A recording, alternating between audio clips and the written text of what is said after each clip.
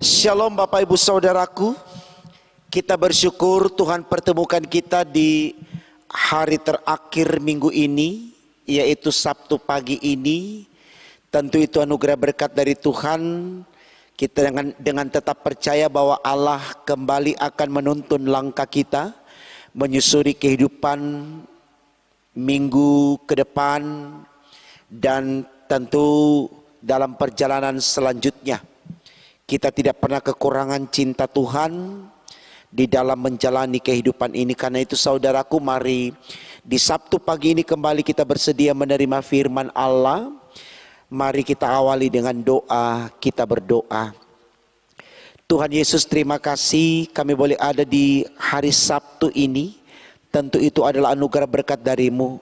Berkati kami yang akan mempersiapkan diri untuk memasuki ibadah minggu besok, di mana Tuhan sebagai jemaat GPIB Bukit Harapan Surabaya akan dilayankan pelayanan sakramen perjamuan. Kami mohon Tuhan persiapkan kami sekalian yang sudah dewasa dalam iman, sehingga kami boleh mengambil bagian di dalamnya. Oleh karena itu biarkan firman-Mu di pagi ini menguasai hidup kami, sehingga kami dengannya semakin setia kepadamu, dan itu melayakkan kami untuk ada di meja perjamuan-Mu besok. Berfirmanlah untuk kami ya Tuhan Yesus, karena kami sedia mendengarkannya. Amin. Saudaraku, bacaan Alkitab kita di Sabtu pagi ini terambil dari kitab 2 Petrus pasal 1 ayat 3 sampai 9. Demikian firman Tuhan. Karena kuasa ilahinya telah menganugerahkan kepada kita segala sesuatu yang berguna untuk hidup yang saleh oleh pengenalan kita akan Dia yang telah memanggil kita oleh kuasa-Nya yang mulia dan ajaib.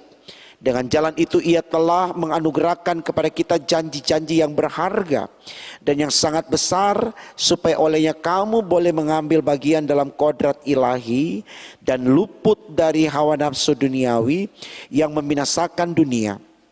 Justru karena itu kamu harus dengan sungguh-sungguh berusaha untuk menambahkan kepada imanmu kebajikan, dan kepada kebajikan pengetahuan, dan kepada pengetahuan penguasaan diri, kepada penguasaan diri ketekunan, dan kepada ketekunan kesalehan, dan kepada kesalehan kasih akan saudara-saudara, dan kepada kasih akan saudara-saudara kasih akan semua orang. Sebab apabila semuanya itu ada padamu dengan berlimpah-limpah, kamu akan dibuatnya menjadi giat dan berhasil dalam pengenalanmu akan Yesus Kristus Tuhan kita. Tetapi barang siapa tidak memiliki semuanya itu, ia menjadi buta dan picik, karena ia lupa bahwa dosa-dosanya yang dahulu telah dihapuskan. Saudaraku, tema khotbah kita di Sabtu pagi ini berkata demikian: mengenal Tuhan dengan benar membuat hidup bertumbuh. Mengenal Tuhan dengan benar membuat hidup bertumbuh. Saudaraku, kalau kita berbicara tentang manusia yang tidak mengalami pertumbuhan iman, artinya bertentangan dengan tema khotbah kita yang meminta kita untuk hidup dengan iman yang bertumbuh, ya. Satu saja yang bisa saya sampaikan menjadi alasan kuat bagi manusia untuk tidak bertumbuh di dalam iman, yaitu karena manusia selalu berkata, kita ini adalah manusia biasa yang sah-sah saja atau wajar saja jika melakukan kesalahan. Sehingga ada orang yang salah, ya dimengerti aja, udahlah dia kan juga manusia biasa dan seterusnya.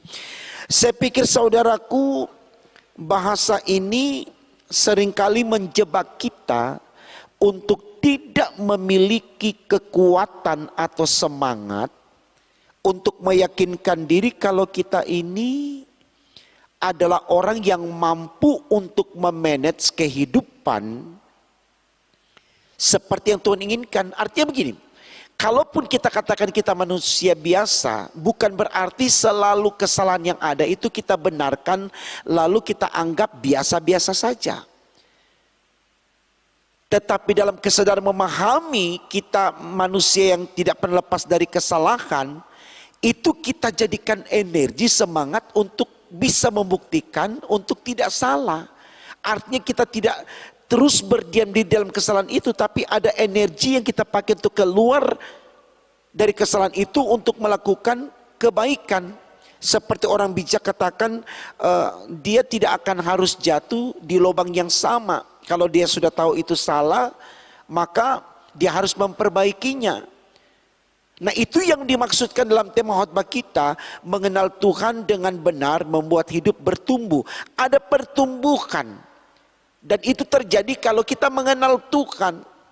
Itu yang dialami oleh Paulus. Makanya dia katakan di dalam Filipi 1 ayat 22, jikalau aku harus hidup, aku harus memberi buah. Dia harus bertumbuh, berbuah, berdampak baik. Karena dia mengenal Tuhan, maka dia katakan demikian. Filipi 1:21 dia bilang, hidupku adalah Kristus, matiku adalah keuntungan. Itu alasan sehingga dia harus berbuah, karena dia kenal Tuhan.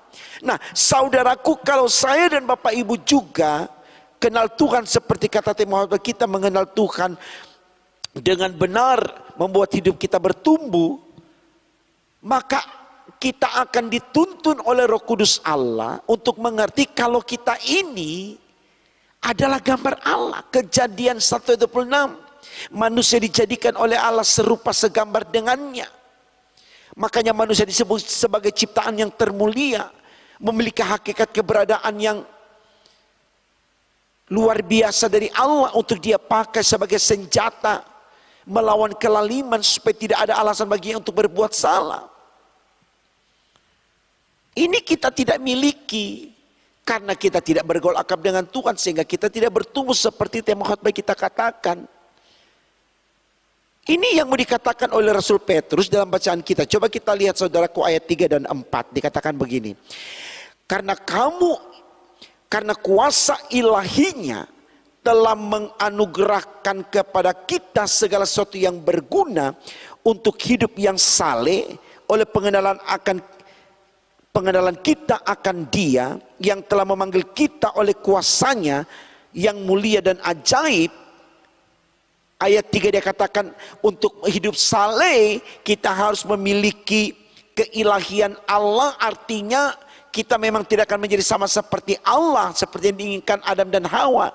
Tapi kita punya budi pekerti, kita punya pengetahuan yang baik, kita punya iman, kita punya akal budi, kita punya hati nurani, sehingga kita tidak akan berbuat jahat. Itu maksudnya.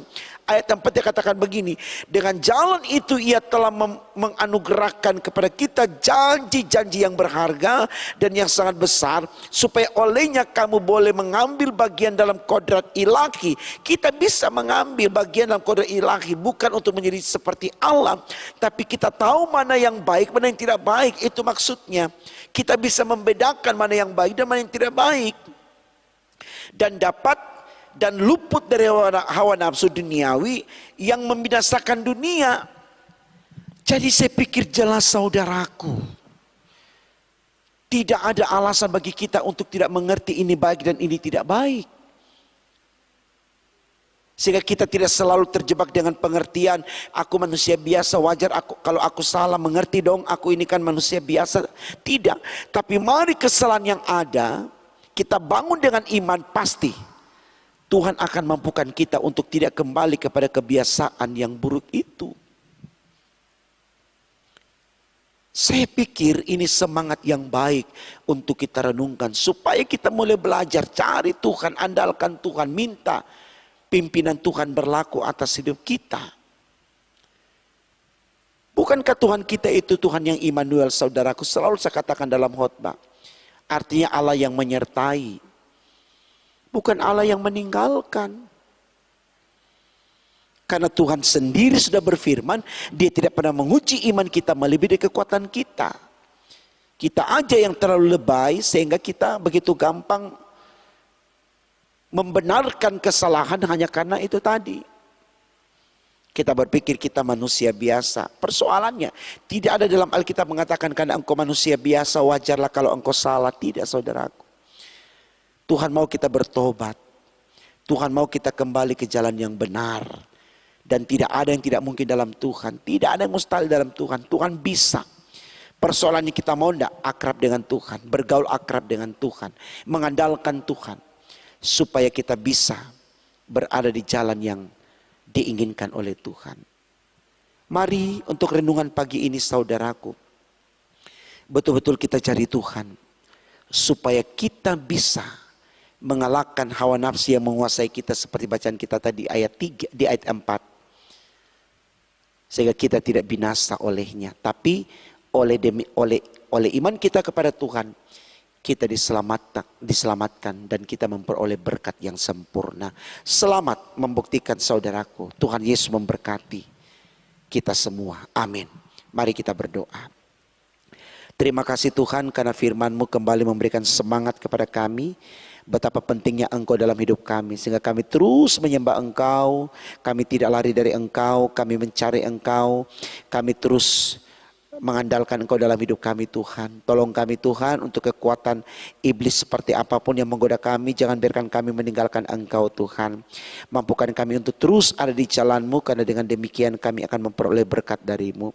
Sekali lagi Tuhan, persiapkan hati kami memasuki perjamuan kudus besok. Agar semuanya berjalan dengan lancar baik. Nama Tuhan dipermuliakan di dalamnya. Dan kami memperoleh berkat olehnya. Berkati terus panitia pembangunan dengan tim yang ada dan juga jemaat yang bersemangat untuk mendukung proses pembangunan ini. Berkati pemborongnya, para tukangnya, berkati lingkungan kami, pemerintah setempat dan semua masyarakat yang ada, agar dengan semua yang Tuhan berkati proses pembangunan berjalan lancar dengan baik, nama Tuhan dipermuliakan di dalamnya.